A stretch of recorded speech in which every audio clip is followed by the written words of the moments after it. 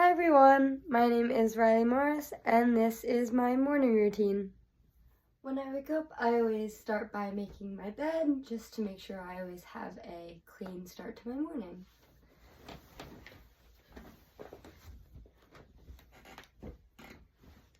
Next, I head into the bathroom where I wash my face, brush my teeth, and put in my contacts.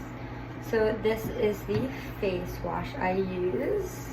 And then, of course, I brush my teeth, and then I come into my little drawer,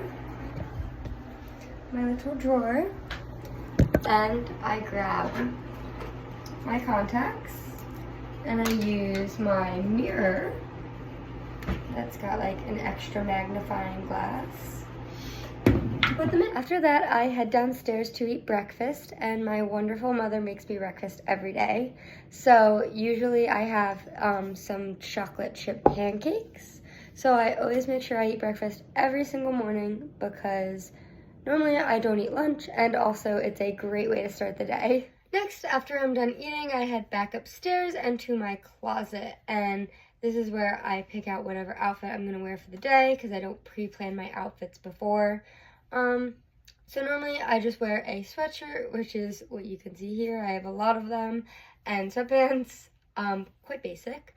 And then I also always make sure if I'm in season in either lacrosse or field hockey, I have either my practice clothes or my uniform to wear. Before this final step, I also normally always go check my Google Classroom just to make sure I'm not missing any homework assignments, and also so I know what my plan is for the day. But I'm not going to show that right now, so on to my last step, which is hair and makeup. So to do my hair, I normally just wet it with water, and then I add this curl product in. So super simple. It takes me about like 5 minutes maybe, or I just throw it back in a ponytail because I get lazy sometimes.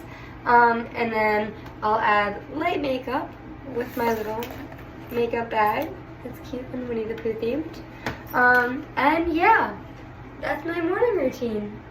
Hi Eastside, my name is Matt Berkery, and I was selected for the most likely to pull an all-nighter on a school night superlative, and I'm going to be delving into some of the tips and tricks that help me pull all-nighters, how you can too. So for one, this one is a little bit controversial, but I would definitely say my biggest tip is to stock up on caffeine and to make sure that you're well prepared with a lot of caffeine before you actually delve into your all-nighter. To me, caffeine is one of the most important ways to actually fuel your way through the inevitability of getting really tired during the night and then even getting tired during school. And my personal favorite is Celsius, but I also love cold brews and really any type of caffeine that I can find. I would also recommend that if you don't necessarily like Celsius or cold brews, you can always opt for Alani's, matchas, normal coffee, or anything that really floats your boat if it's not one of those stronger, really caffeinated drinks. And if you don't like caffeine, I'm sure there are alternatives that will still keep you awake, but this is just, to me, one of the best ways to stay up during the night.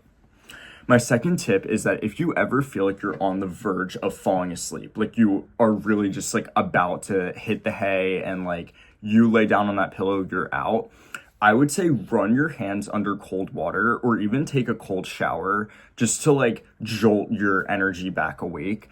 I know people say like they apply that tip for a cold shower to the mornings, and it's kind of seen as like a grind set type of thing, that if you take a cold shower during the morning that it'll like burst your energy for the rest of the day. But I also find that that applies to an all-nighter. And if you don't feel like taking a whole shower, you can always, again, run your hands under cold water, and just that kind of shock to your system can keep you awake for a little bit longer. Now, the third thing, which is actually pretty important, is mentally preparing to actually pull an all-nighter. There are a lot of times when I find that telling myself going into the night, or even deciding at any point during the night that I'm going to actually pull that all-nighter, is one of the most important parts to actually being able to carry through with that plan, because now you've made it a decisive goal in your mind and you're going to follow through with it. If you don't like establish that as a goal that you're going to pull an all-nighter, you might be working in your bed, or you might be working at your desk, and you end up just falling asleep because you didn't go into it with the game plan of eventually falling asleep or eventually staying up throughout the entire night. And a lot of the mentally preparing is so you have the fortitude to actually carry through, even if that requires a lot of caffeine or if that requires something like running your hands under cold water. The fourth thing that I would recommend is making your environment conducive to staying awake. So, for example, right now I actually have a candle lit, and I find that lighting a candle or having something else in your environment that is a stimulus and really like gets your system kind of like accustomed to having something provoking it at all times. So that could be chewing gum, that could be lighting a candle, it could be something else to do with your senses. I find that that's really effective because your body is kind of on edge and like aware of your surroundings, and that's really important to staying awake in general, especially when you're already going to be tired due to the fact that you're pulling an all-nighter. Now, my fourth tip is trying not to remain completely sedentary during the entire night. This is important because if you're just sitting down for like 6 hours on end, inevitably you're gonna feel tired. I'm sure you felt that sensation even without pulling an all-nighter at school. And I also find that when I'm just like laying in my bed doing homework, I'm a lot more tired than I would be if I'm like walking around, getting up, doing something. So it's really important to every like 30 minutes or so, just like walk around, get up and like cook yourself something, like whatever it may be, as long as you're getting on your feet and you're kind of getting your blood flowing rather than just sitting down, is going to be really, really essential to making sure you're staying awake. And then finally, this is kind of counterintuitive, but it's that an all-nighter is not an end-all be-all. So if you go into it with the game plan that you're going to pull an all-nighter and you don't end up being able to pull through with that plan, don't beat yourself up over it.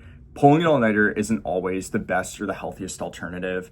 And you have to remember that sleep is really important to your memory. So if you are studying for a test, it might actually be counterproductive to doing well on that test if you are to pull an all-nighter. And maybe you'd benefit more from that sleep. What it really comes down to is being honest with yourself and gauging where you're at with that topic or where you're at with why you want to pull an all-nighter. And then once you kind of are able to weigh those pros and cons, you'll be able to go into it with a decisive game plan as to whether or not you want to pull an all-nighter. And I would say that these are my main tips, but of course there are other ways to stay up, stay productive, and that doesn't necessarily entail an all-nighter, and even if it does, you don't need to be drinking a ton of caffeine. But of course, that's all up to personal preference, and this is what works for me. But I encourage you to do what works best for you, and good luck on your all-nighter goals.